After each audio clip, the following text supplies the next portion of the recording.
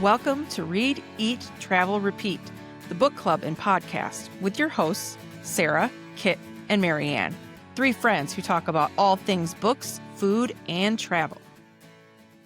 Welcome, readers, eaters, and travelers to Read, Eat, Travel, Repeat, the podcast and book club where books take us beyond the page. I'm Sarah. I'm Kit. And I'm Marianne. Today we'll be talking about the books we have recently read and books we think you need to add to your TBR pile. This episode is spoiler-free, so if a book you haven't read is mentioned, don't worry, we'll do our best not to spoil it for you.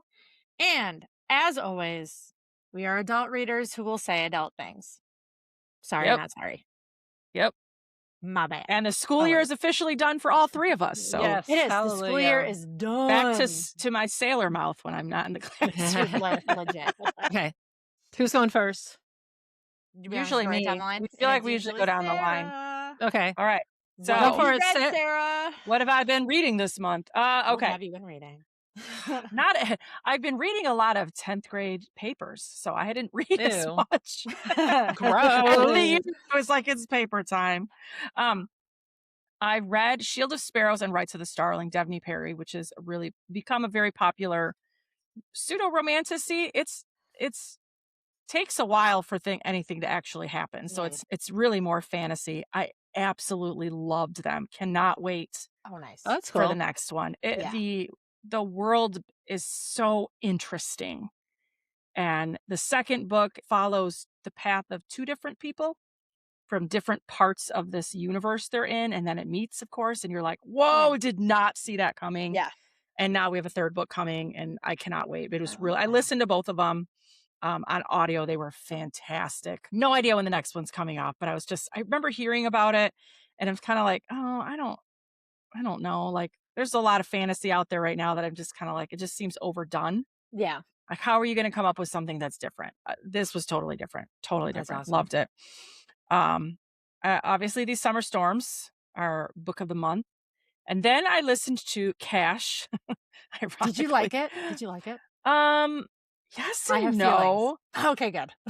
So we're on I the same did. I listened to it. page. Mhm. When they finally hook up, I think it was 2 straight hours of sex listening on the audio. Like Are it you was serious? very, I was like, wow. I It's still happening. I was farm sitting. And so I'm by myself and I'm like, make my breakfast.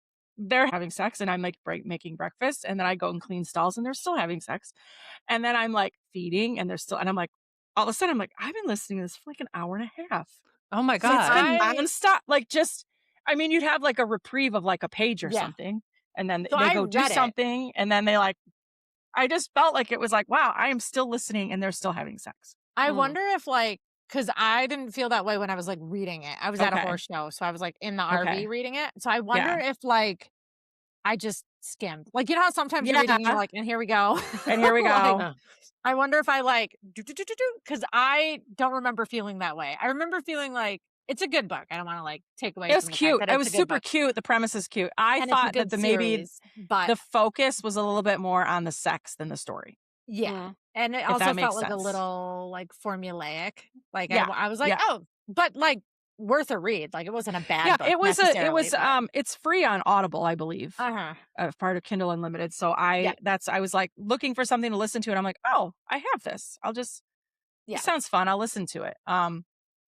And it is super cute. Like I love the premise behind it and everything, but just like every other romance book. I mean, they all are formulaic to an extent and I don't care. Like Right. Well, that's the I don't say it as a bad That's the thing. I'm like, point. that's the point. I want it to be.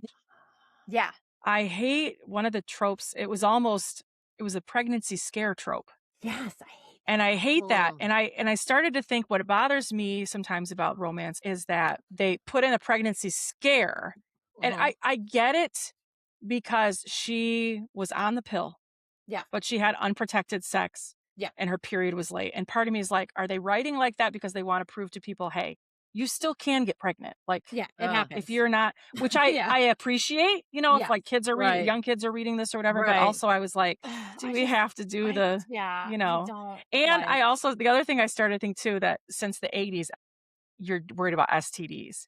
Yeah. Right. Nobody ever gets tested before they have sex. They just tell the partner, Right. I've been tested. I'm clean. Yeah. Okay. Okay. Have you? I haven't had sex with anyone in 2 years. Well, I tested There's- last week as part of Yeah. my blah, blah, blah, and I'm clean. And you're like, but how many guys would, I mean, to me, Yeah. that's sending the wrong message of Yeah. girls being like, if they tell you they're clean, they're okay. Yeah. Right. And I'm like, There's That's a a really good point. Yeah. that came out probably 5 or 6 years ago called 1,500 Miles from the Sun. uh-huh. And it's Johnny Garzavia's first book. His books are phenomenal. They're super gay, super queer, but he made a massive point in that book to mention that. So like Yeah. Right. older brother is like, yo, Yeah. Yeah. go get tested. Like just like Right. you can't just say like Yes. let's be safe. And he like they do like this whole safe sex talk. That's before- 'cause- totally a new thing, I think, since Yeah. the 80s, you know, Oh, but, absolutely. yeah. Yeah. but also, but it was he kind of like poked at it like, listen, if we're gonna mention it, let's talk about why it's a thing. yes. Yes. So we had the older brother be the conduit for like, hey, you two don't really, because the whole premise of it is this kid accidentally like comes out Yeah. to Twitter, and Yeah. like there's another guy 1,500 miles away that's like, hey, dude, sounds like you were drunk and like you just came out to the world, and they end up kind of falling in love online, and one goes to meet the other one, and the older brother is Yeah. like, I love what's happening here, but let's remember we don't actually know each other. Right. Well, if we're going to be safe, let's be safe. And here's why you do it this way. And I was like, you know what? I really like that you just went, teenagers are super fucking dumb. Let's be smart. And then I finally read Difficult Girls, Veronica Bain, which I have not we read it met and listened Yeah. to her speak at Third Coast Book Fest. I didn't know what to expect at first because the cover, of course, is very cool. So good. Pictures with, bloody pictures Yeah. on them or whatever. Fantastic YA thriller. Definitely YA. But I reminded me of like A Good Girl's Guide to Murder. Oh, yeah. So I need to for read the that. young teens that like those, I mean, Yeah. the cool thing is they are, they work at a theme park and there's been a Oh. murder. There was a murder like 10 years ago Murder. where somebody found this girl on the gondola ride. Oh. And it's like there's performers and they're all singing. There's like shows. They have the characters and everything. And then Mhm. so she works in the theater, but she's like hands out the 3D glasses, not the performer. And the performers are all so good and they're going to go somewhere. She ends up trying to solve this mystery. And of course, somebody else turns up dead.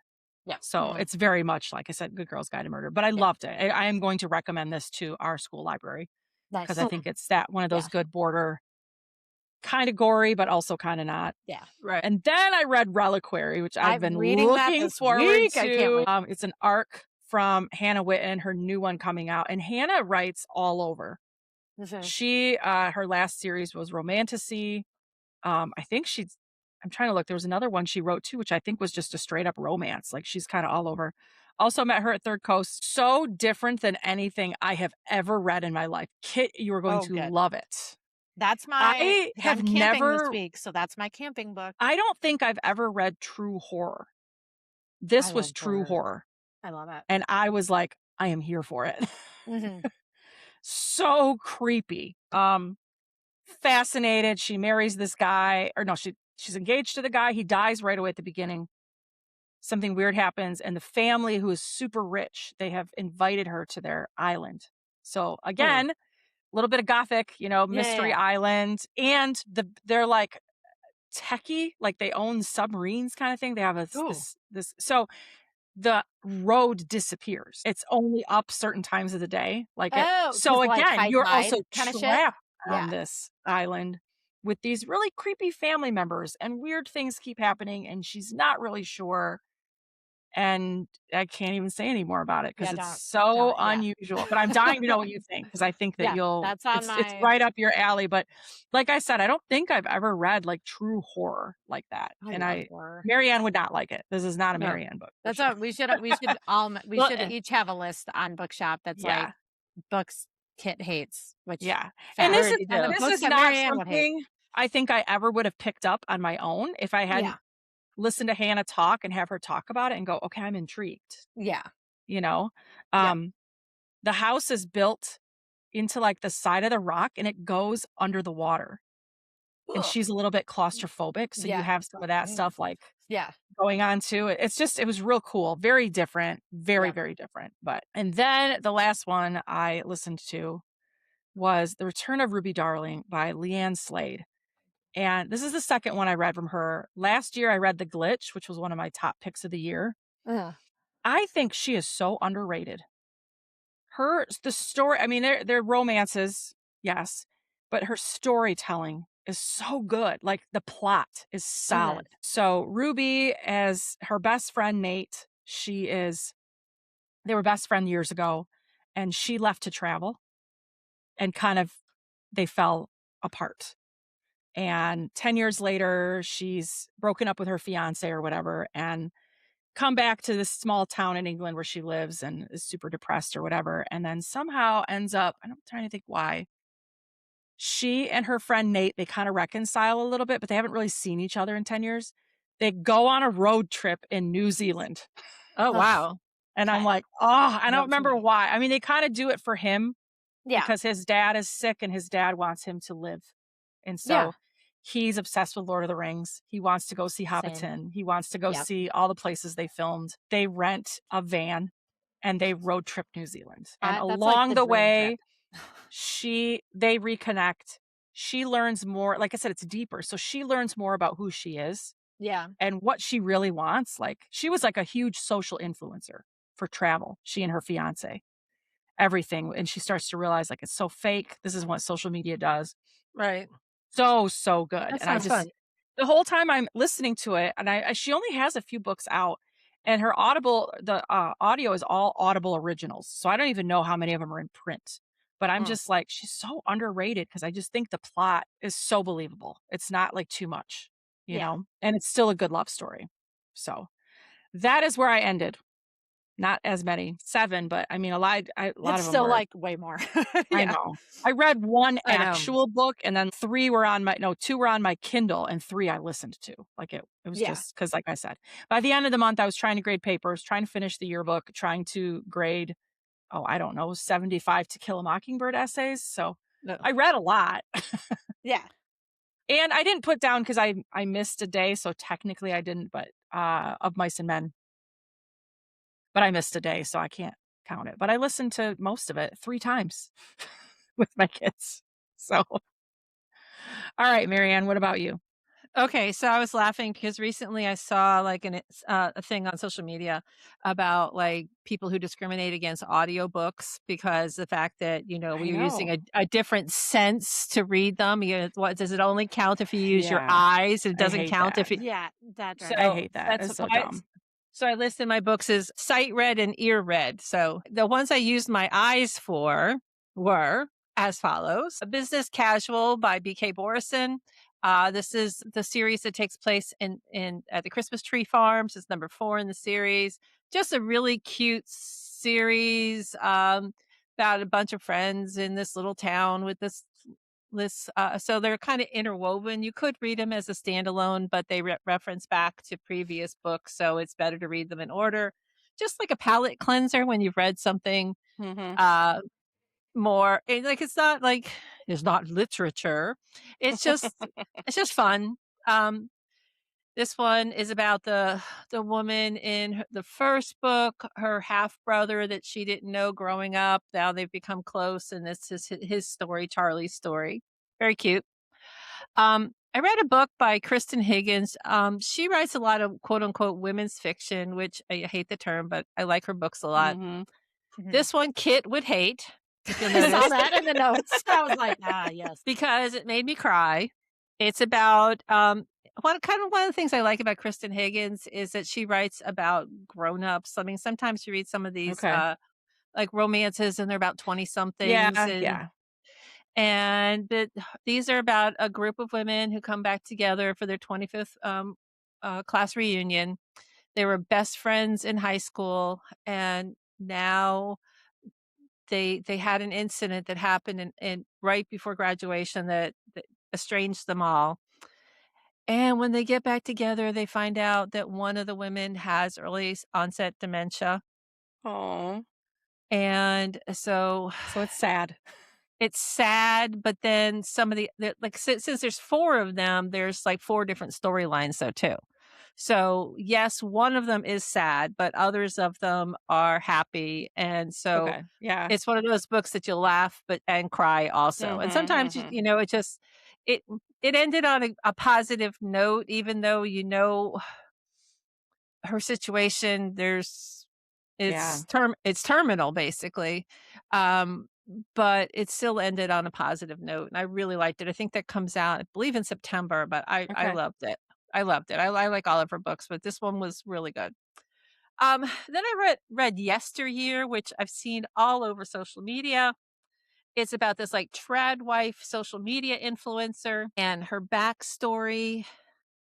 And it was I don't even know what I read to a certain extent. The start of it is like she's this trad wife social media influencer who lives on this farm and everything looks picture perfect Mm-hmm. on social media, but then you find out behind the scenes she actually has nannies and a producer and all this stuff that, that you Yep. don't ever see, which I like that aspect of it. But then it's one point in the book, it takes this shift where she ends up on like a farm in the 1800s, and it was just, I don't know. I don't know what the point of it was. This was one of those Mhm. books I felt like there was a point there, and at first I thought the point was to expose the whole social media influencer, Right. but then when you find out I at the very end, I was like, I am I don't currently know. reading that, and so Are I'm you? happy that you did Oh, because interesting. I'm curious. Same thing. I've heard a lot of buzz about it, Yeah. and I'm not sure. And I think I had an Audible credit, and I was like, "What do I wanna listen to?" Yeah. And the genres are listed as suspense, marriage, genre fiction, thriller and suspense, Hmm. psychological, and I was like, maybe I'll give it a try. Maybe it's not." Yeah. But I I'm mean, with you. I'm still kinda like, "Okay, where are we going?" Like, I'm yeah. not I don't And love it, at I the don't hate it end, yet, but what are we so I I'm be curious to get to the end to be like, "What's the point?" And I Hmm. started partly too because some other ladies in my work book club had read it, and they told me they liked the first part of it, but not the second part of it. Okay. And Mhm. I agree with them. Like the first part I thought was a really good condemnation of the whole social media Yeah. influencer, Yeah. Oh, yeah. and then the second part kind of made me kind of go, "What the fuck?" Like what is Yeah. going on Hmm. here? I'm not sure. So I'll be curious to see Well, what you she think when you're thinks finished with it. I mean, she thinks, and this is in the blurb about it. She thinks when she's sent back to this farm in 1855 that it's a hoax, that she's on a reality show. Right.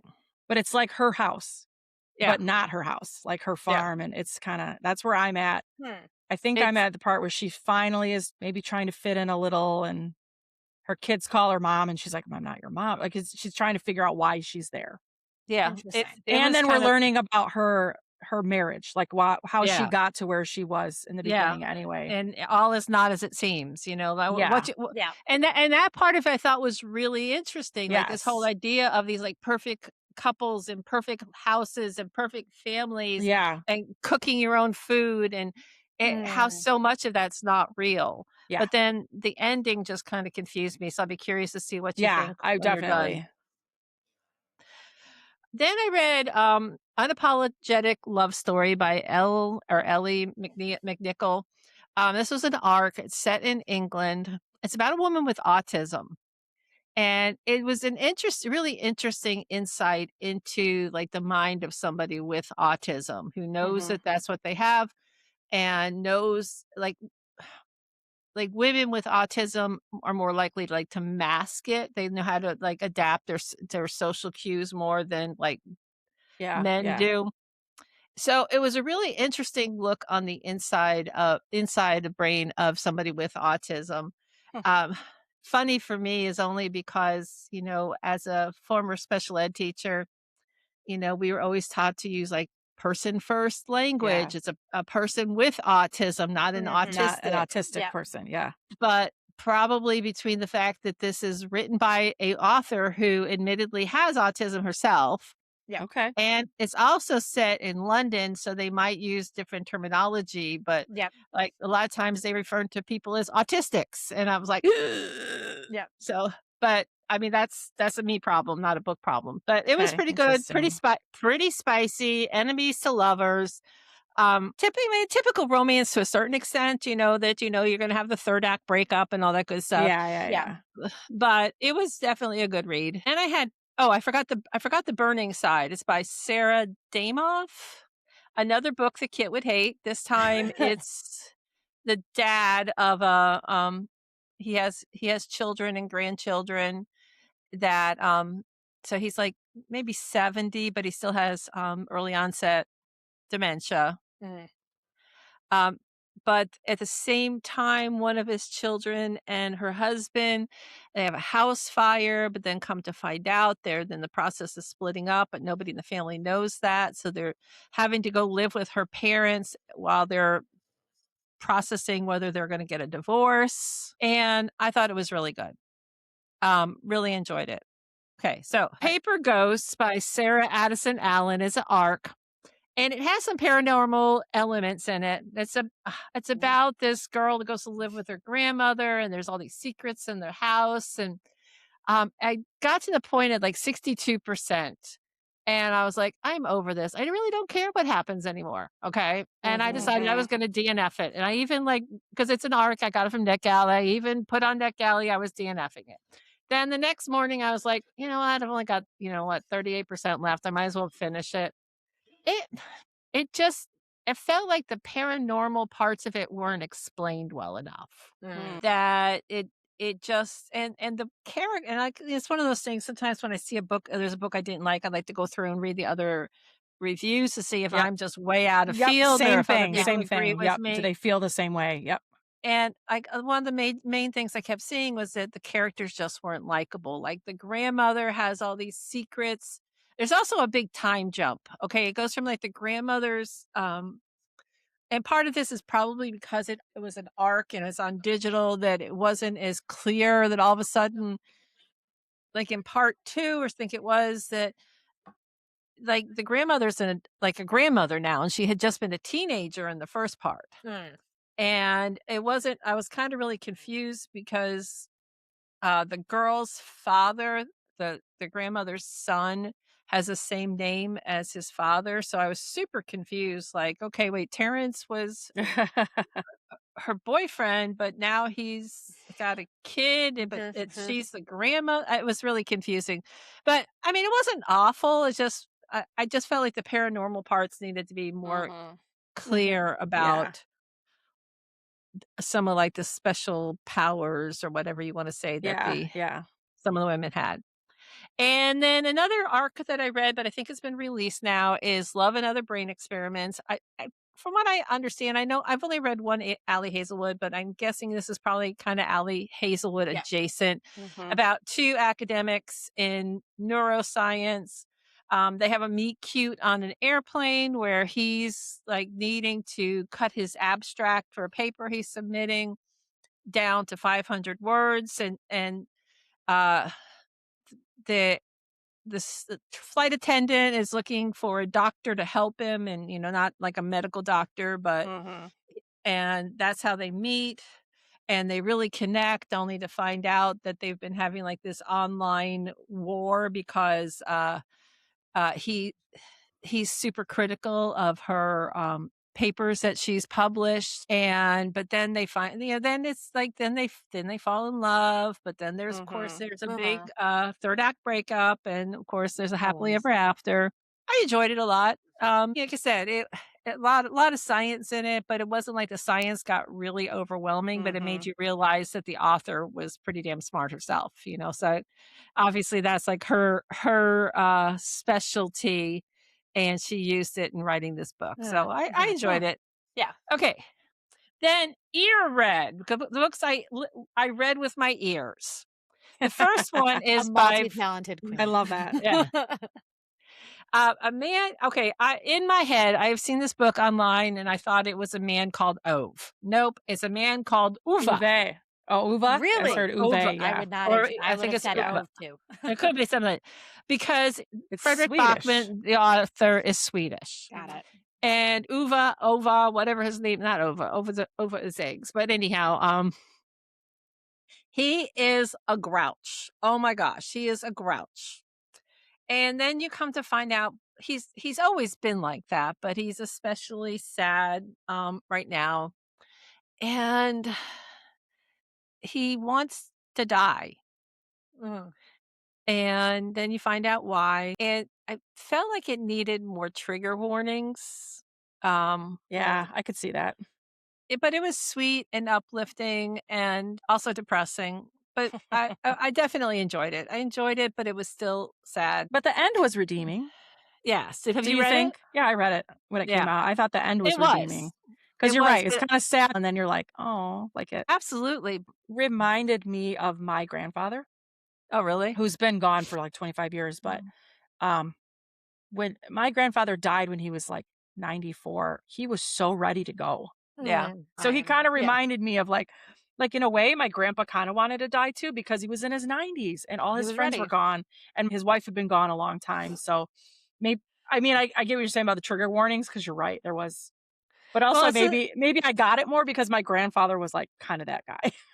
well, I guess, it's just like I found myself like laughing at this guy trying to kill himself, Yes. which I just felt wrong because it's like he's Yeah. trying to kill himself, but then the neighbor knocks on the door because they need help with something. Yeah. And he's like, thwarted again. And I don't know. I struggled with that, my Italian Catholic guilt. I was like, wait, I should not be laughing at somebody trying to kill themselves. Have you ever seen the movie Better Off Dead? An I don't 80s think so. movie with John Cusack. Yeah. It's one of my favorite movies, but it's the same thing. I'll tell Same thing. students, I'll be like, it's this really fun movie. John Cusack, one of his first ones. His girlfriend breaks up with him and he keeps trying to commit suicide. And then you're like, wait, that's not funny. But Yeah, But it is. But he But it like is. at It one is. point he's standing on a bridge. He's ready to jump off, and his best friend is like, "Don't kill yourself. It's fine. We'll do this together." And he's like, "Yeah, you're right." And the best friend like slaps him on the back, and he falls off the bridge, Oh my lands God. into a garbage truck, Oh my God. and then he lays there. And then the garbage truck driver is black, and he looks at his guy, and he looks at the other guy, and he goes, "Man, what's he doing throwing away a perfectly good white boy?" Like, it's like he's trying, but he can't. That's the reality of the situation though, a lot of times. Like Yeah. as like happy sad, I guess you would Yeah, say. yeah. A lot of times when you're suicidal, the thing like people think about it in this like, I've got to help them. I've got to, I should have seen it, or this, that, the other. Yeah. A lot of times it really is something as dumb as someone calling and being like, yo, we're going to Domino's. And you're like, fuck, I do like pizza. Yeah. Like it's because you get stuck in your own head and you're like, this is the only path out. And someone offers you something inconsequential. And that I think gets that's you out of your own head and you go, Yeah. fuck, like I do. You are correct. I would think like tacos right now. Like the big picture is like, don't kill yourself because there's more to life, even though you think your life that's the big picture. Yeah, But just yeah. finding myself laughing at somebody's thwarted attempt to try and die. I felt too like the other part of that book was like the importance of being a good neighbor, a good person too, because they didn't realize what they were doing for him. Right. in Or a maybe way they like might that. have. They Maybe. might have, but it wasn't really addressed. So that's a good way to look at it too. But yeah, I know what you mean. It wasn't a bad book. I just was like, I guess I just had very conflicted You weren't feelings. expecting it to. Yeah. Yeah. And I guess it's one of those things too, just even talking about that movie is like how we were talking about, like, what's that other movie we were saying that the Sarah Jessica Parker line that, yes. Oh, yeah. It doesn't translate well to 2026. Yes. And I think this is kind of the same thing. I don't know that a movie about a kid trying to kill himself repeatedly would go over well in 2026. Yeah. Like I said, I had conflicted feelings about that part of it, but it's not that I wouldn't read any more of this book, wouldn't recommend this book, but I just felt like it needed a trigger warning. Needed a little more. Yeah. Well, it's interesting because trigger warnings are such a newer phenomenon. Yes. Like I don't recall really seeing trigger warnings earlier than like 3, 4, 5 years ago. And now they're just like in the front of books. Like, Constant, like, so I don't think it would be interesting to dig into like the why of that. Like, was it just beholden on people? Like, if you're going to pick up the book, you should look into what it is before, or was it you put it down if you hit something? It's an interesting kind of like phenomenon of like warning people. Yeah. But I do think as a librarian, the trigger warning can keep the book from people who need it. Yes. Because they're afraid, like, especially when you're dealing with like hot topics like that. Having a book where that becomes one of those like windows, mirrors, sliding glass doors where you go, okay, so there are people out there that have the same feelings I have. feel the Right. same way. Yeah. And this is how they get through it. Mhm. And this is how, and it gets your brain to start thinking. I haven't read this book, but like, as I'm thinking about it, like, oh, there are people who are like around me who Mhm. do want to Mhm. go get pizza, or who do need a Yeah. cup of sugar, or who need help with the cat or whatever. Like, Yeah. that they don't know what's going on and they're still reaching out to Mhm. talk to you, to be part of your like community and your circle. Because when you are suicidal, you are very myopic Mhm. and Right. where your brain thinks you have a community. You think there is none.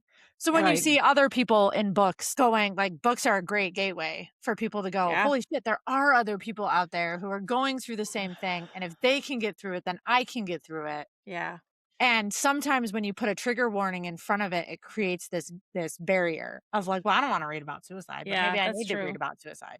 I mean, I could Mhm. definitely see your point, but it's kind of like even like for me in the Hunger Games. I understand that the Mhm. Hunger Games had a bigger picture, that it was about how, violent our society has become, and how people just, they're just so used to it they don't even blink at it, and it's gotten Yeah. so bad that kids killing kids is now entertaining. But I don't want to read about kids killing Right. kids. Right. You Yeah. know, and this even too, like when I've been doing some of these events and selling my blind date with the book, and I tell the people, oh, there's a dog or a cat.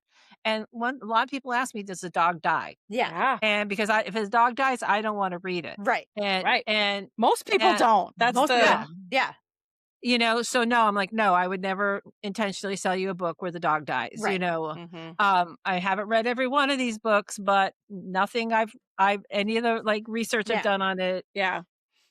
So I think it's got to be a balance. I think sometimes Right. the trigger warnings are excessive. Yeah. Sometimes it's like, cancer and this. I mean, I don't know. Sometimes I Mhm. feel like everybody's life is touched by cancer these Right. days. So I think it could be excessive. Like I said, it was partly me and just by like, oh, this is wrong for me to laugh at somebody Yeah. trying Yeah. to kill themselves. But like I said, and not everybody takes the message the same way. Some people read Yeah. on a more Exactly. surface level and they Yeah. just are like, "Oh, haha, this money guy keeps trying to die and he can't die." Ha ha ha. And not getting the bigger picture. I don't really have anything Yeah. against trigger warnings. It's just Yeah. interesting to see, like, Yeah. sometimes Yeah. we Yeah. like you were just saying, Marianne, there's so many triggers, and you're like, what the fuck is Yes. happening? But that just made me think about like when we were all younger. So Or it's an interesting balance of what or do me you want to give people a heads up on? How do you give Yeah. people a heads up? And then yeah, are there people that would miss out on something maybe they need because they see the trigger warning and go, "Oh no." Cuz who makes the trigger warning? Wasn't that one of the issues on was it Storygraph? I don't want to besmirch Storygraph if I'm wrong. But one of the I book think things, this you is could add your own trigger warnings, and people were Oh. like, so like people were Because using something that's it. a trigger for you isn't a trigger for everybody Exactly, else. and right. And people were yeah. using it kind of in a sketchy fashion where they would be like, "Well, I'm anti-abortion, so Right. I'm gonna make it seem way worse than maybe it Yeah. actually Yeah. was to get people to not read the book," and you're like, "It's just like a fucking, like, plan Yeah. B. Like, what are we Yeah. doing Yeah. here?" Yeah. Yeah. And they Exactly. were Yeah. using it for, like, "Oh, there's inappropriate, like, sodomy or whatever," and it was just like 2 gay guys have sex. Right. And you're like, that's not what this is meant to be. And they had to really, again, I feel like it was Storygraph when they first came out Maybe. because they Yeah. had to fix the way that they allowed people to add tags. Mm. And it's not that anymore. But like I just Hmm. remember when at the outset people were like using it to really slam in tags and trigger warnings that were aimed to damage marginalized Yeah. authors. Right. And you're like, Right. that's not what it's for. So I mean, yeah, I know there's got to be like some kind of a balance there, Like I'm thinking, if maybe put it in the blurb or something like that. Yeah. Yeah. He, he doesn't think he has anything to live for. So Yeah. you could, I mean, Yeah. So but you kind of can hint that could get a little. Yeah.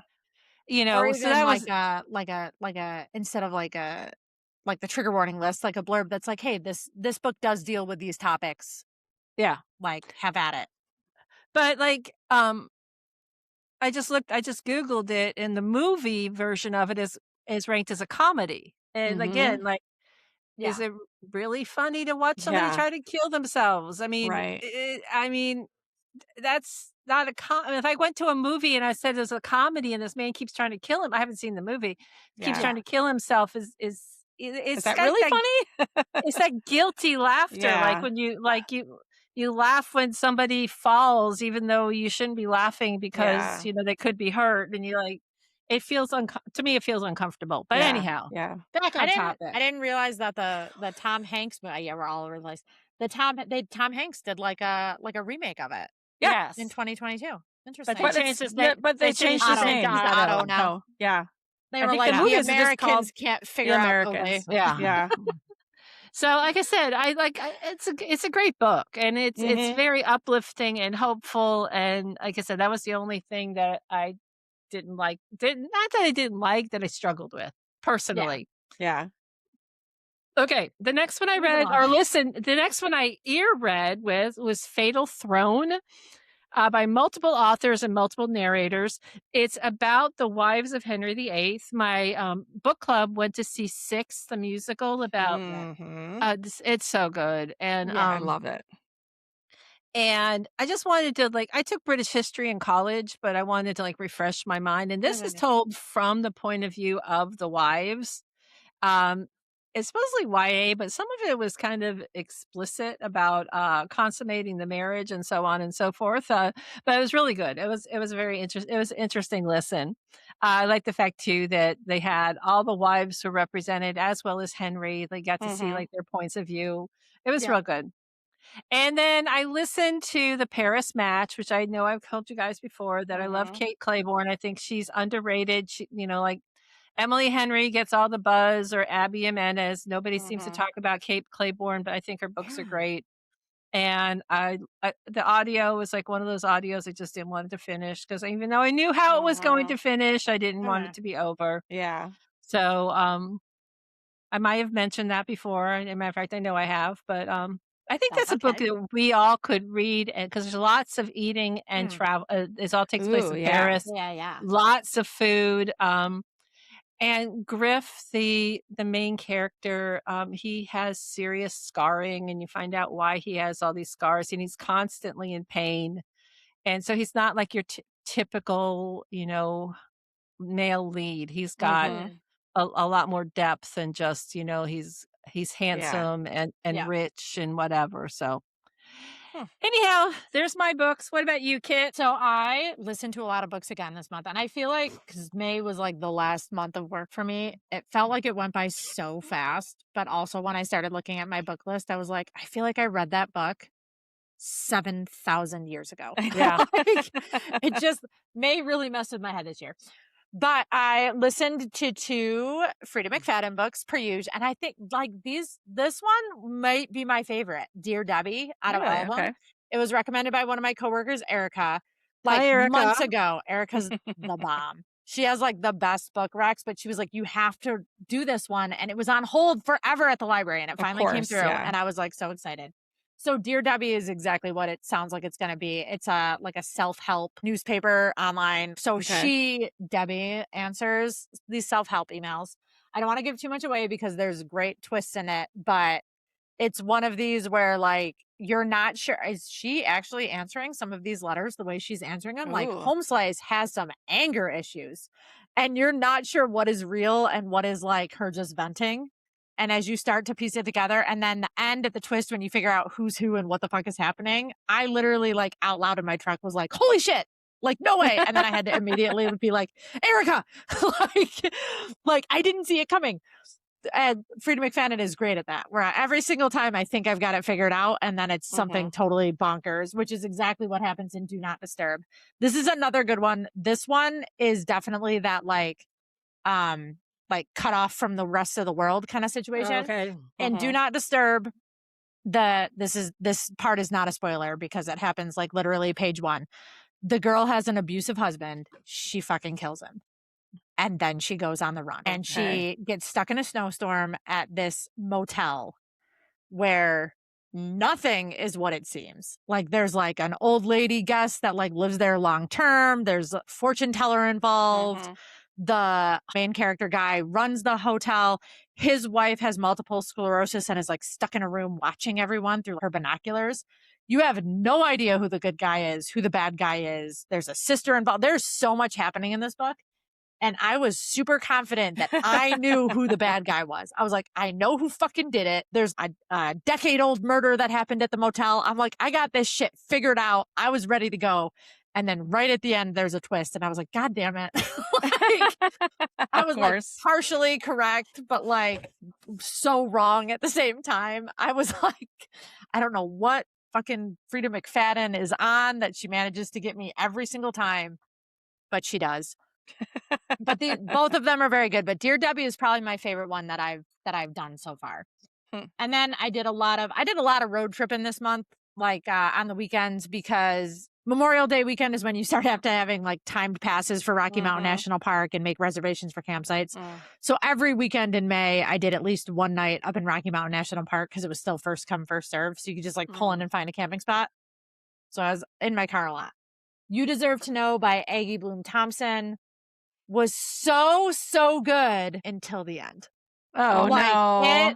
It's a suburban thriller mystery. You kind of broke my brain, Sarah, because now the minute they say the title, I'm like, there it is.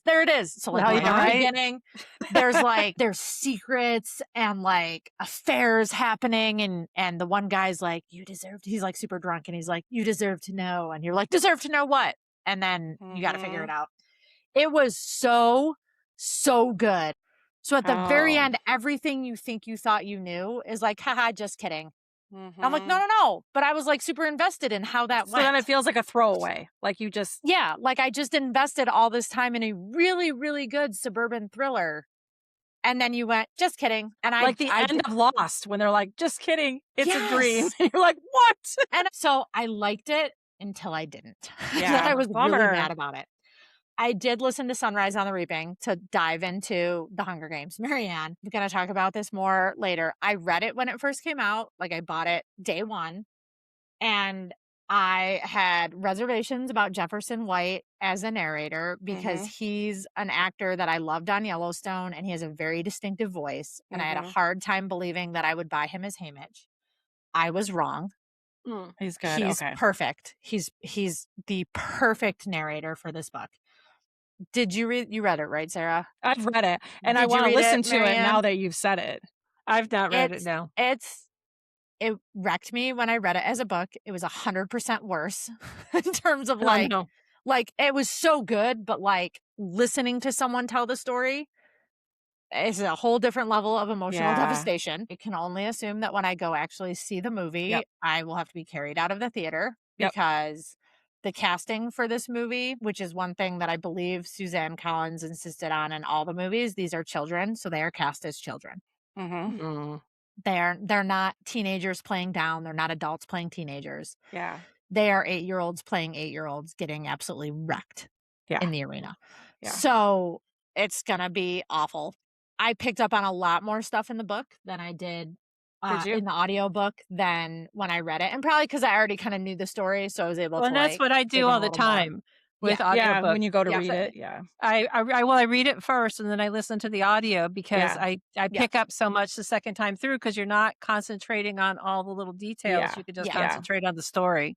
And I think when I read it the first time, because it's a prequel, I was like eager to see characters I knew. Yes. So and you do. You do. Yeah, and you do. You definitely do. But I think I missed out on some of the new characters when I was reading it. Because I was like, oh, there's Beatty, there's Wireless, there's characters that I know and love and I have connections to from the other books. So and you also, it's a prequel and also a sequel. I don't really know how to if you read them, you know, because A Ballad of Songbirds and Snakes. That's even before. Before. Yeah. But there is definitely like Lenora Dove is related to what's her face from Songbirds and Snakes. Like there's callbacks in both directions. Yeah. And I think listening to it, I picked up on way more of those. I felt like that one worth listening to. I felt like it wasn't as gory, I guess, as the other books. It was emotionally devastating. Because I don't think this is spoiling it, but Haymitch's time in the arena, a lot of it was by himself. Yeah. And so it wasn't like the other books where you got like big descriptions necessarily of the killings. That was just like certain things happened that just were very emotional. Like and emotionally it was a lot of, wrecked you more than like it definitely wasn't a book out for the shock value of kids killing kids. It And I think it's a lot of knowing where we end up in like Yes. Mockingjay. Yes. Yep. Knowing who Wirus and Beatty Yes. and Mags Yep. turn out to be. Yep. And Plutarch. Yep. Kind of knowing where these people end up. Even just knowing Haymitch's story. Why Right. he is drunk, why he is the way he is. And you're Yes. like, And dang. the like, we could do a whole episode just on the Yeah. Hunger Games, and maybe we should when the movie comes out. But knowing the significance of things like he only calls Lenora Dove sweetheart, and Yep. then he calls Katniss sweetheart. Yep. Like knowing those little connections of like, I'm like tearing up a little Yeah. bit. Like I know. knowing, It's very, knowing yeah. who, like what he sees in Katniss based on Mhm. how he felt about Lenora Dove Yep. is like, it's a thing. So wow, again, this book's going to come up again later, but Yep. like a couple times. I might re-listen to it. So Listen to it. It's worth listening to. I also listened to Educated by Tara Westover, and then I requested the book that you said, Sarah, that like this book sounded like it reminded you of. I forget what it is because it's still on hold at the library. Something about the castle. Oh, Something about a castle? the glass castle. Yeah. Yeah. So yeah, I'm curious this- what you think then between the two of them. Yeah. This one I've gotten some mixed reviews. I thought it was really well done. I think some of it is because I grew up right near Palmyra. I knew a lot of people that, That's true, yeah. you know, maybe didn't have all the same experiences as Westover had, but Mhm. enough similar ones where like, I think sometimes you read books like this and you're like, there ain't no fucking way that this happened to one family. Yeah, yeah. That this one person experienced all of these things. And you're like, Yeah. yeah, but like they did. Like I know enough people that like, it's not pretty. Like some of Yeah. the ways that, Yeah. and on top of that, like the dad having some serious mental health issues Right. that he's dealing with. And I like the idea that she got out, that Yeah. she looked at kind of her life experience and went, I could help people. Yeah. Like I'm going to go to college and figure this shit out. So I liked that a lot. And then I listened to The Midnight Feast. I loved this one. I've only done 2 Lucy Foley books. Both were top notch. I want all of them. I don't even know if there's more or if this is all she's got, but I liked them a lot. I liked this one in particular because there was like magic involved. Yes. And you weren't sure what was supernatural elements and what's people just being Yeah. people and like invoking Right. this like very deeply held superstitions Mhm. about this area in the world.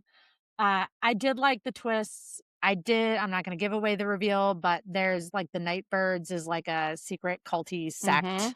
that maybe is also magic. And I was trying to Mhm. figure out the whole damn time who Yes. is in Who is it? this Yeah. group. And then who it ended up being was not who I thought it was going to be. And I was like, oh Mhm. dang, like nice. Yep. The night Just we- a, Go ahead. an interjection real quick is I tried to listen to the Paris Apartment by Me too, Lucy and I didn't Foley. like it. Okay, so yeah, that's what Didn't you like said. listening to it or didn't I like the didn't book? like Oh, listening to it. okay. Yeah, I I think read that maybe- book. I don't, or did I listen to May- it? Maybe I listened to it. maybe because there's like so many French terms talking about the Yeah. maybe that was, but I could not get into it. I was just trying to find something to listen to, and that came up on Libby, and Yeah. I gave up. So yeah. For me, I don't think it was the French terms as much as the narrator's accent. Oh, maybe I don't Like yeah, I had just, a hard time. I was like, if I remember correctly, I only listened for like 20 minutes and I was like, nope, not for me. The accent kept coming in and out. And I was like, okay. Maybe like I had an issue with the I accent. stopped listening to it. It just like couldn't get into it. And I thought maybe this would be one that would be better I Mhm. read than ear read the first time. Yeah. Yeah. So Because I listened to a Frida McFadden ear read and Frida McFadden and enjoyed it. So I thought, well, let me try a Lucy Foley ear reading it, without I reading it first. And I Yeah. struggled with that one. So anyhow, back on topic. The night we lost him. Yes. Go. And I'm blanking. I feel like I had an issue with The Night We Lost Him, but maybe not. Maybe I'm thinking of a different book because according to this, I really liked it. It wasn't as twisty as some of the other books I read. It's by Laura Dave. I liked how all the different relationships pulled together on this one. So there's this guy who kind of owns high-end resorts, is like the patriarch of this family. And he dies, and it's listed as just an accidental death. He falls off a cliff at this house that has been his sanctuary, like amid all of this work stress. He has this house called the Windbreak and he falls off a cliff and he dies. He has a blended family. So he's got step siblings. There's 2 twin boys and then a girl from his first marriage. The one son is like, this is suspicious as fuck. We got to go figure out, like, he did not just fall off a cliff. Like, that is not a thing. So he recruits the older stepsister to go with him to Windbreak and like solve the mystery. But I like it because it's told in dual timelines. So you get story plot line from when the father is alive. His name is Liam, when Liam's alive. And you piece it all together to figure out, like, was this an accident? Was it not an accident? Who did it? If it's not really a spoiler to say it wasn't an accident because the whole thing is a murder mystery. But trying to figure out who would have done it. I liked it a lot because there's some romance involved, but it's not a happy ever after romance. It's kind of let me think of how to word it so I don't give anything away. It's it's like decisions you make and who you stay with and who you leave behind for the betterment of everybody. Okay. Because there's a I guess this isn't really a spoiler. Dad has a side piece the whole time, but you're not sure who it is. So you're getting like little bits and pieces about like the love of his life is not any of the women that he married. And the love of his life has a husband as well, but they decided that they were better as like Brokeback Mountain style every once in a while at Windbreak kind of situation because they needed to make other choices for their families and their children. Like they wouldn't be good as a married couple, but they also didn't want to lose each other. So all like that's kind of like the main storyline is trying to figure out like, did that play a part in his death? And the children didn't know that he had a side piece. Like none of the children from any of these families realized that like this was a thing. And then as it pulls together, like it's an interesting story because you want to be like always like having an affair, always wrong. But all the players, like the adults involved, not the children, like everybody knew what the score was. Everybody knew that this was a choice that everyone was making. So is it wrong if everyone involved is like, yeah, I know this is a thing. Yeah. And I'm making choices with open eyes. Like nobody got married not knowing that this other person existed. So the kids didn't know? Yeah, the kids didn't know because they didn't need to know necessarily. Like, and the marriages were by all accounts relatively happy. Like everyone's on good terms. Like the dad did have like multiple wives, but like everyone parted amicably. So it's an interesting like layout of a story, but does it play in? Does it not play in? So there's the murder mystery part, but I actually thought the relationship part of like how all these people are connected and intertwined was way more interesting. So that I thought that was really, really good. I had a whole bunch of arcs this month from Edelweiss. The last page is one that we could totally read someday as a group. It's super, super cute. It just came out. That name looks really familiar. Katie Holt. Katie Holt. I don't think I've read. Yeah, it's a super, just totally standard rom-com, but it's set in a bookstore. And the guy who owns the bookstore dies, as always happens in these stories. And his estranged grandson inherits it and is basically like, not that he doesn't want a bookstore, but he doesn't know what the fuck to do with a bookstore. Right. So he's like, what am I doing? And the main character is Ella. And she's like, well, you're not selling it. I can tell you that much. Like, so it's kind of this like enemies to lovers, but they don't actually want to be enemies. Like at no point are they really against each other. There's a lot of miscommunications that I think are handled well. Cause sometimes miscommunications in a rom-com are just frustrating because you're like, fucking talk. Right. Yeah. Talk to each other, you know. God, communicate, please. That's one of my, I hate that. A simple conversation could take 3 chapters out of this. Yeah. There was a lot of miscommunications, but it was more like assumptions. Like she assumed he was going to come in and sell the place. He assumed she was going to be kind of a pain in the ass. Right. But they do resolve it like really well. So it was more like they had to get out of their own way. Like, stop making assumptions, you big fucking idiot. Right. But it was super cute. The banter was really good. I liked that one a lot. And then I read The Mystery at the Haunted Dance Hall. This was a middle grade horror that, if I keep giving that presentation, is going to be right in the mix of it. I liked it a lot because it's set in the 60s.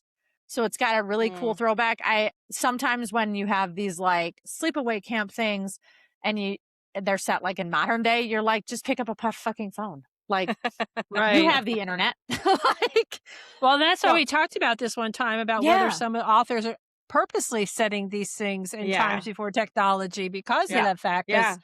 So many plot devices won't work if you got a smartphone. Yes. So setting it in the 60s is far enough back in the past where it all makes total sense. The main character, not an outdoors kid, doesn't want to be there, is like miserable, but the minute there's a mystery to solve is like, now I'm in. Like, now it's gonna make camp worth it for me. So it was super, super cute. That one's by Cheris Cotter. And then I read There's Something Fishy About My Boyfriend. And this by Gloria Duke. You would think this would be my unhinged read, but unfortunately it was not the craziest thing I read this month. And my other book is so much weirder. This one is a second chance romance. And I kind of dig it. Like, if you liked The Little Mermaid or like Splash, this is a great, like, funny little romance because it's a merman and a human girl. She rescues him when he washes up on shore, but he had previously rescued her, or there was like a previous like interaction. So like, and she was like, I couldn't possibly have saw a merman that last time. Right. So she thinks maybe she's a little crazy. So like, similar to Prince Eric being like, I didn't see a mermaid. Like, that can't be right. But it's super, super sweet. And the author, I'm a sucker for a good dad joke. Like, the cheesier, the worse, the better. This author works in so many cheesy dad jokes and like fish related puns that it makes the whole book like so absurd, but worthwhile. This one shouldn't work. Totally does. So if you like the mermaid situation, that's a great one. Then I hated this next book, and I didn't want to. I wanted to love it. I think it was good. It just didn't work for me.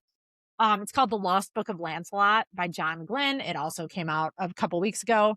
I love an Arthurian legend. I named my child after Morgan Le Fay. I have multiple tattoos that deal with like the Knights of the Round Table. I love an Arthurian legend. However, if you're going to do it, you either have to divert completely from kind of like the canon mythology, or you have to get it right. Like, you either have to be like in lockstep with kind of like the long standing like canon, or you have to go totally new. And I think it kind of tried to walk both sides. And I was like, that's how that happened, but that's not how that happened. Like, it kept pulling me out of it when it would diverge just a little bit, as opposed to trying to do something totally new. The idea is that Lancelot lived on the Isle of Women. Okay. But traditionally the Isle of Women would be where you get like Igraine and Morgan Le Fay and and this was not that. This was I was like, so what they are magic, but they're not the ones we know. Like, I just had a really hard time with them walking the middle line. Like, if you're gonna do it, give me Vivian. Right. And it just took so long to get to the point. I wanted to love it, but it was not for me. But I think it probably works great for other people. And then I read These Summer Storms by Sarah McLean, which we all read. Go listen to the whole episode to hear all of my thoughts on that. And then we get to our unhinged book of the month, which I did talk about a little bit last time. It is Creamed by My Monster Stand Mixer by Krista LaRue. This book was great. Full stop. This book is so fucking weird that like, it goes so far off the rails that you're like, yeah, I guess this does work. Okay. So, and it fits, if we want to read this as a group, we totally can, because it fits all of our categories.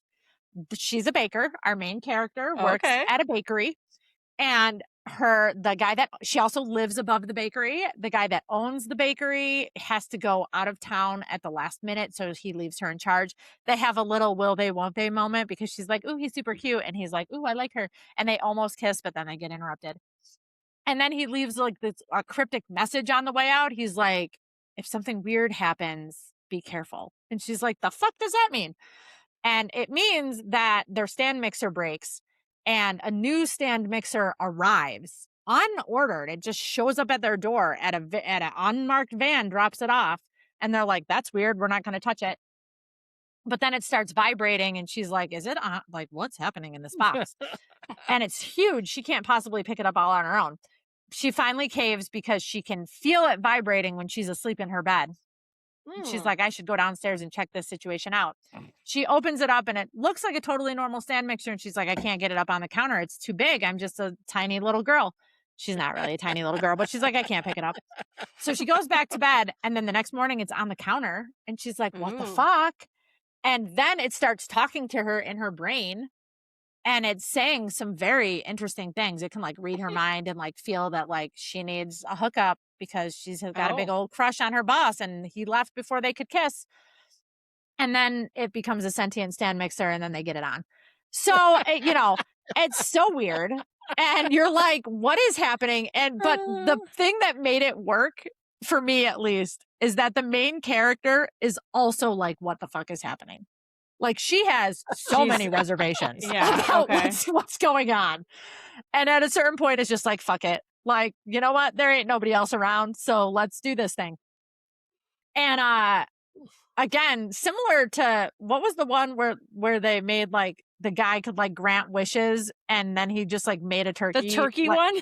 No, it wasn't the guy that turned into a turkey.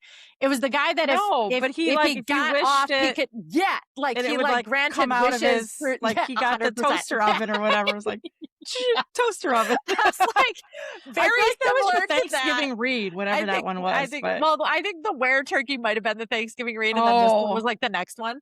Okay, but like for those of you that listen every month. Now we're just making callbacks to other weird unhinged unhinged. But this one, I was like, this is not sanitary. Like none of this is sanitary because you're going to make food with that stand mixer later. And that, they don't talk about cleaning it. Did you clean it? I hope so. I hope you're meeting like OSHA requirements in your kitchen. No. But every time also, side note, magic pastries, every time she gets off, like pastries just appear. They don't get made. They're just like magic spawns them onto the counter. Like you're too busy to bake this morning because you're hooking up with your stand mixer. So magic is gonna cover that. Okay. And now she's got like these magic pastries that there's other people that work at this bakery. They come in and they're like, how did you learn how to make that? And she's like, I just learned. You didn't learn. Magic spawned them onto the counter while you were getting it off with your stand mixer that has like crazy attachments, by the way. And somehow tentacles are involved, but I didn't quite figure out like where they spawn from. But on a side note, there's also a whole plot line where like a curse is involved. And now she's bonded to, because it isn't about the stand mixer. There's like an actual like human soul that's like bonded to the stand mixer. Okay. So, and he's very possessive, by the way. And I didn't like that. Like, no, sir, you don't get to be possessive. You're a kitchen appliance.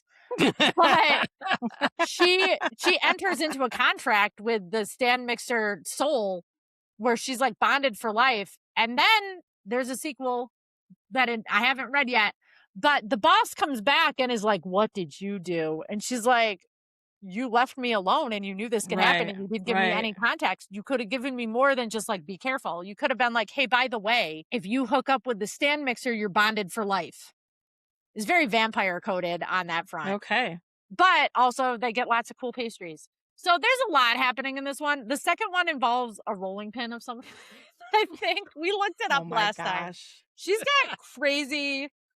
also, because there's so much to talk about these books on our Substack, I'm just doing whole articles about the most unhinged book that I read each month. So if you really want to know more about this book, you can hop on our Substack because I did a whole article about it. But yeah, there's a lot going on. I was really invested and I felt like I shouldn't have been because but like the more you read, the more you're like, oh, there's lore. There's like some context Wait, there's involved in this. more. I should learn more about this. And I didn't want to, but I kept going because like, what if this pans out in like a really good way? Because the writing is good enough that like you feel like it will resolve in a way that makes sense. But then she just keeps going with more books. I just pulled up the Substack post. Pounded by My Monster Rolling Pin is the sequel. Okay. Frothed by My Monster Espresso Beast. Oh, keep going. solid. Then we get right into a why choose kind of situation because you can be scorched by My Monster Twin Ovens. And then lastly, in quite possibly the greatest title pun of the whole series, Kneaded by My Master Baker. Yeah.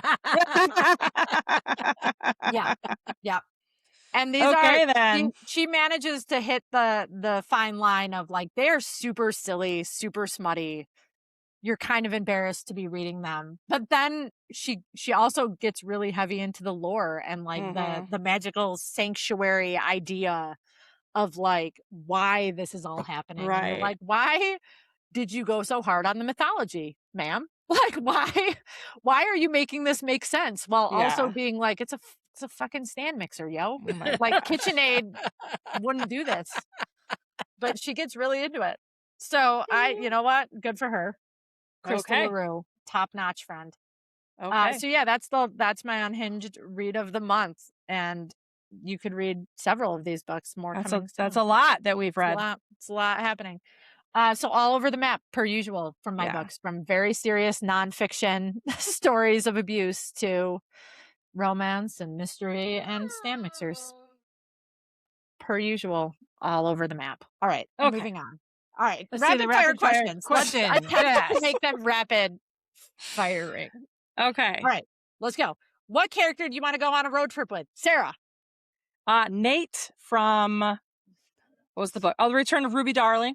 Because dude goes on a road trip through New Zealand with a friend that had basically ghosted him for 10 years. Like he's legit and he's super chill. Like, I mean, they're in a camper van and he's amazing. And I was like, he seems to know what to do. And like when things go wrong, he's like, it's fine. It's all chill, whatever. So, Kit, how about you? Controversial choice here, went Effie Trinket from Sunrise on the Reaping. I don't want to live in Panam. I don't want anything to do with that shit. But I do think that there's something to like riding around on the train with Effie. Because with every single story that gets added, you realize that she's been central to almost everything. Yeah. Like intentionally or unintentionally. Yeah. She kind of stumbles into her position. But she definitely has all the stories. She definitely knows where everything is. And if I was going to be in Panam, I think she would be the one that could show you kind of around and give you all the good stories about all the people. Yeah. So I went with Effie. I don't know if that's a good choice or a bad choice, but that's who I'd want to spend time with. Choice is a choice. Choice is a choice. Marianne. I picked Ova. He's such a curmudgeon. Judges anybody who doesn't own a Saab. He like if you picked him up in a Volvo, he'd have problems with that. But I would just laugh at how cranky he is, and his car would be meticulous, and I know it would be well maintained, and I would just laugh the whole time at him complaining about everything. So that's my pick. Nice. Next, any places you'd like to go in these books? Marianne. I'm going to go back to Paris with the Paris Match. Again, I just listened to it. And this talks about, obviously, Kate Claiborne, who wrote this, obviously has some familiarity with Paris, about the streets and the museums and the cafes and the food. And I would pick that. I've been to Paris before, but did not really get absorbed into it. You know, it was on a very surface level. So I would love to go back and really experience it. How about you, Kit? I picked Storm Island, which we talked about a lot when we did our From These Summer Storms. I don't want to be part of whatever family challenge they have. Right. I don't. I just want to like hang out on the island in a pretty cool Gothic, like Cape Cod mansion. Mhm. If they insist that I participate in the games, I would bail and I would go to California. Windbreak from the night we lost him is kind of more of a cottage, like a small cottage, but it is right on the cliffs overlooking the ocean. And it talks a lot about like the beautiful sunsets and sunrises. So I would go there. I'd want an ocean vacation this month. Okay. Also, I would like to steal Sarah's answer, but I didn't read a book set there. So Sarah, tell us about yours. Because we had this conversation last month or 2 months ago, I have no desire to go to Australia because there's too many poisonous things. Yeah. I want to go to New Zealand. That's on my bucket list. It is And my bucket here's list the thing about New Zealand. There are no snakes on New Zealand. Really? There is no native snakes. There's a couple like water snakes that are harmless. There's also no spiders that are native. They're all there's no spiders and no snakes. And I'm like, yes. There's a slightly poisonous spider that's in the Auckland area of New Zealand, but it was introduced from Australia. So it's like nothing is native. There's no like predators in New Zealand. That's crazy. Crazy. I know. I was like, okay, New Zealand it is. Yeah, well, and based on your description of this book from earlier, wanting to go see it, I'm rewatching the trilogy right now, extended version, because you have to. Yes. I would 100% do the Lord Hobbits. of the Rings. I would do the Lord of the Rings tour. 100%. And one of my friends, Katie, did that. I believe it was for their honeymoon, and her pictures of New Zealand are like to die for. Like, so she's done it, and she's always like, you have to do it. And I'm like, I do, but I'm poor because I'm bad at saving money. Like, I have such a hard time saving money for like big trips because I want to do all the little things, but it's on the list. I want to go so bad. Yeah. Like it says New Zealand has one dangerous spider.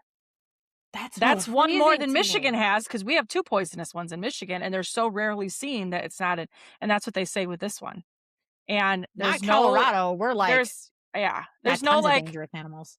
No dangerous insects or animals. Like all the things that I don't want to encounter in Australia are not. No scorpions. No, I'm Googling it. New Zealand, I know, it's fascinating, isn't it? Free of deadly land predators. Yes. Interesting. And the ones that like you do have to be wary of, so says the internet, is like the ocean animals, which I'm not getting in the ocean anyways. So fine. Right. Yeah, it's got 2 spiders that you have to be careful of. One of them lives in the sand dunes. In Michigan, we have black widows, which are super rare, and brown recluse. So do we. We also got wolf spiders in the leaves or something like but wolf spiders don't like do anything. I mean, we got lots of spiders they'll here, get but like up in your business, and they're like everywhere and gross. Yeah. So like the wildlife hazard, wild boar is like the one wildlife hazard listed. Yeah. And then it's just like, hey, they don't like people, but please don't corner them during mating season. Right. Thank you so much. So we have way more dangerous animals in Colorado. New Zealand, my new favorite place that I want to go. I want to go. Hey, New Zealand. Hey, visit New Zealand. New Zealand tourism board. We would love to come visit. We would love to visit New Zealand and read books set in New Zealand and whatnot, and do a whole Hobbit tour. Sponsor us. Thanks. Perfect. All so right. that leaves us with our last question. What character would you want to have dinner with, Marianne? I picked Anne Boleyn. Love this answer. Yes. I mean, listen, after seeing 6, I mean, I don't think I've, she's so funny, and just would like to see, was she framed? Was she really, what was her whole story? Did she do it? Get the tea. Yeah. So what about Sarah? I said Claire or Ash from Reliquary. I have so many questions. Ash is the brother that tells her she needs to leave. Okay. And I want to know what he knows, but also Claire to be like, what were you thinking this whole time? Like this crazy family, what's going on? Yeah. So, So Kit, how about you? I appreciate that our dinner answer is always just people we want to ask more questions of. Right. It's like, it's not about the food at a certain point. Yes. I did pick Abby from Creamed by My Monster stand mixer because she can cook. and magic pastries. I would just want to make don't sure know that she had like clean. I don't want anything made from the stand mixer, but she's like a Yes. good cook outside of that. Like she's an amazing baker without that. So, but also I just have questions. Like I have questions, Abby. Tell me more about your situation here. But I do want the magic pastries because they didn't come from anything gross. They're just like extra magic that sparked. Or so you think. Maybe there's magic according to happening the when book, they're Marianne. lovemaking, you know? Yeah. Whatever. So long as they're not gross. All right, moving on. Top book recommendation from this month.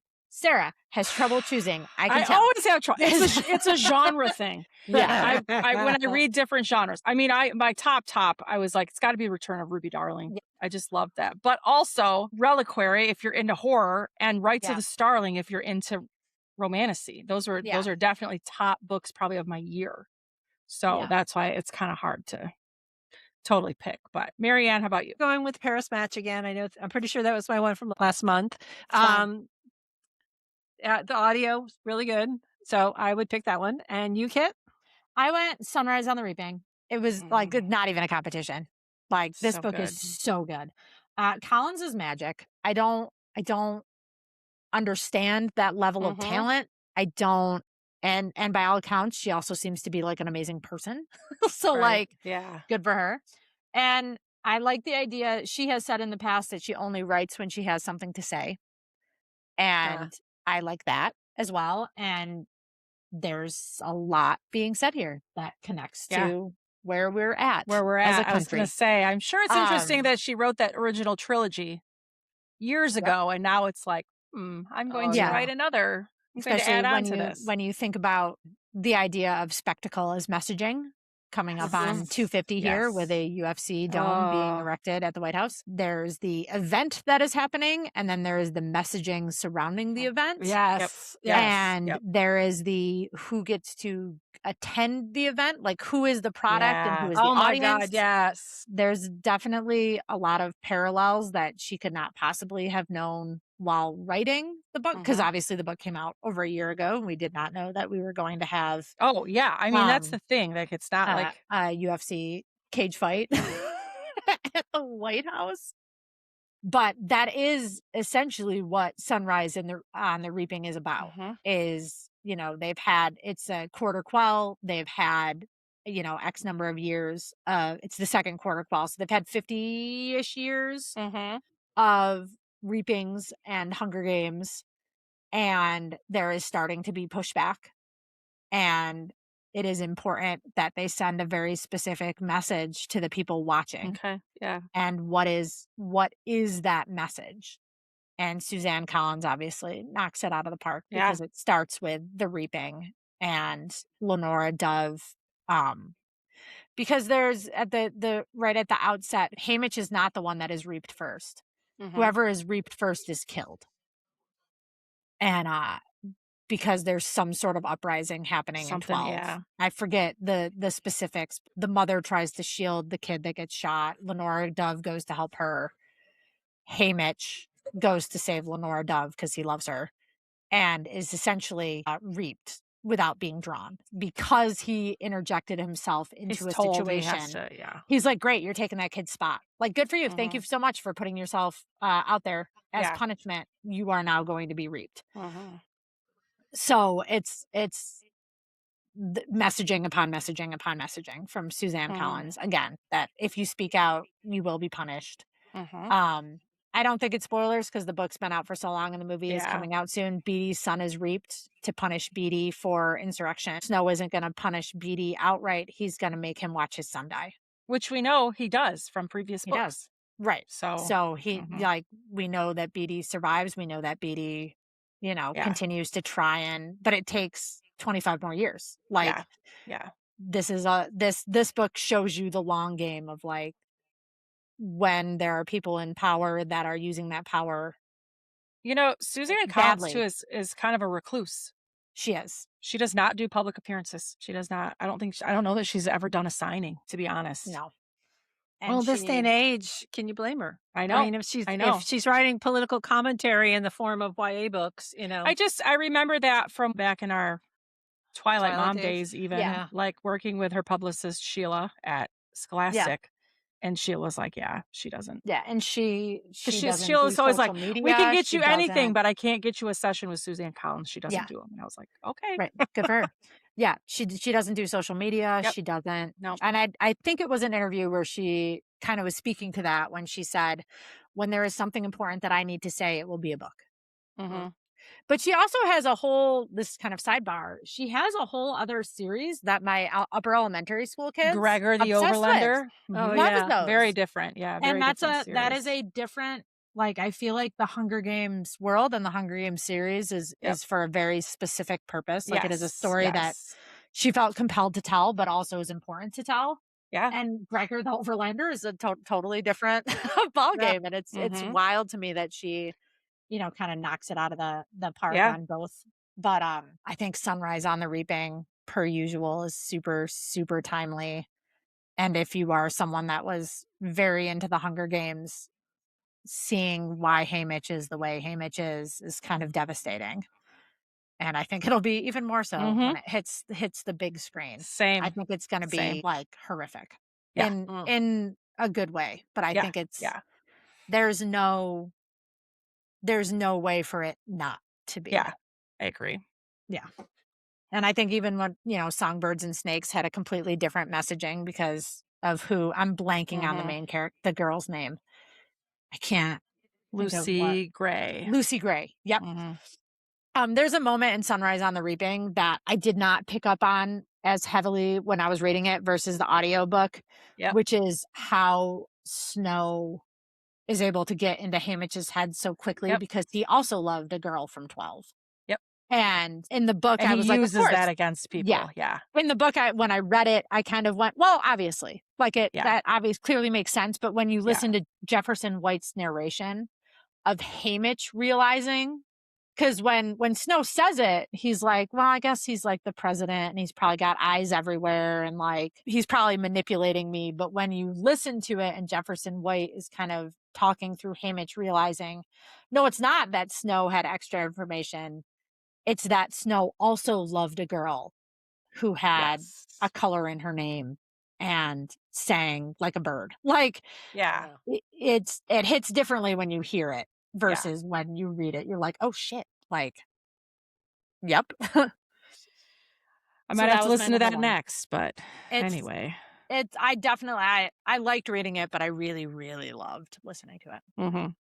So there's that. That is our ginormous stack of books. But on that note, what is everyone reading next? Sarah. I'm reading our new book of the month because we had to go a different direction, realizing the other one was harder to find. So Till Summer Do Us Part by Megan Quinn. I've never read a Megan Quinn before. This is my first one, and I'm laughing out loud constantly. So I'm reading that one, and then I'm listening to Yesteryear, which we already talked about, Carol Claire Burke, that Marianne read. So Marianne, what about you? What do you got going on? I'm finishing The Soulmate by Sally Hepworth.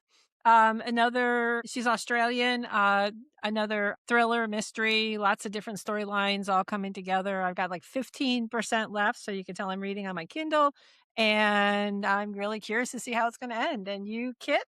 I'm listening to The Lord of the Rings, The Fellowship of the Ring. It was I don't know, do you guys use Libby? Oh, yeah. I had not ever seen the skip the line thing before until the last, have you seen that? Yeah. Just like the last few weeks, I've started to get skip the line recommendations. Probably because you listen a lot. I think if they start to see if you're a person, you listen and you listen quickly and then get it back. Oh, yeah. Because if I borrow it, I listen to it like within right away. days. Yeah. So I got to skip the line for The Lord of the Rings. And I've never listened to The Lord of the Rings. I've read the books like a bazillion times. I watch the movies like at least once a year. I go full extended version on the entire trilogy. I'm doing it right now. And just stare at Aragorn like, yes, I do. I would like that. Thanks so much. Yeah. But also, which is a whole separate conversation. Like when I was a teen, I feel like we were all really into Legolas. And then you grow up and you're like, Aragorn's where it's at. So I'm listening to that and I was shocked by the sheer length of the introduction concerning hobbits is an hour long. of just like the background of hobbits. Mm-hmm. I must just fucking skim through that part when I'm reading because I was like, holy shit, this is really long. So I'm listening to that. It's going to take forever, but I'm listening to it. Reliquary is on deck. I'm going to read that while I'm camping this week. I'm like super excited. I just started Till Summer Do Us Part. And then excitingly, riveting stuff, really. I'm taking 2 special ed grad classes this summer so I can get my endorsement. So I'm reading textbooks. Oh, fun. About IEPs and accommodations, and not to discount the importance of those things, but it is dry reading. I am much more of a like, please just talk to me and let's have a discussion and learn than a read from a textbook learner. Yeah. So strategies for making content accessible. Top-notch stuff. I'm reading that. We read it all. We literally mean we read it all. We read it all. All right. Well, if you haven't caught some of our recent episodes, like These Summer Storms by Sarah McLean, our May 5th bonus episode where we rant our way through all our bookish yucks and yums, or a few of our past deep dives and monthly recaps, this is your sign. It's summer. Go back, get lost, listen to our whole catalog. Makes us sound it's like fancy, doesn't it? Year's worth of over a year's worth of episodes talking about books. Some interviews in there, bonus content. Get it. I know, Go right? listen to them all, please. Yeah. Tell us what ones are your favorites. Yeah. What ones you hated. Hate watching is totally acceptable too. And we've got something new, our RETR Substack, where we keep the conversation going with behind-the-scenes thoughts, bonus content, and all the things we didn't quite fit into the episodes. Don't forget to follow along, subscribe to the podcast, and leave us a review. We genuinely want to know what you think. And yes, we will absolutely read it. Facts. Mm-hmm. Oh, hey. Did a book from this episode instantly become a must-buy? You're in good company because I know I added several books to my TBR while we were recording. Always. But literally always. I'm like, oh, that does sound nice. I do want to read about New Zealand.